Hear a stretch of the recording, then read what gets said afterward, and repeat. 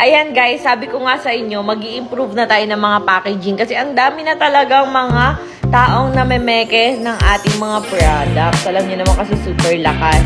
And super dali kasing gayahin ng mga old packaging natin guys. So ito nga, alam na alam ko namang alam nyo to. Underrated pero sobrang ganda.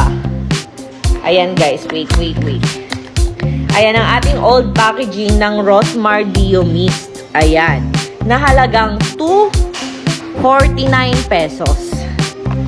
So, ngayon guys, ayan, mamamaalam na tayo sa old packaging natin. Kasi nga, ang dami na nagbabagsak presyo ng mga peke naman, ganyan. Super dami na. Kaya ngayon guys, ito na ang ating Rosmar Premium Dio Mist. Ayan guys.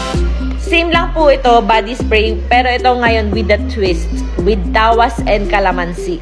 Plus yung 24 hours no pawis and bad odor dito guys is 24 hours no sweat and bad odor na dito sa isa. So ayan, grabe. And as you can see, mas pinaliit natin to and mas pina-premium, mas dinagdagan ng kakaibang ingredients like tawas and calamansi.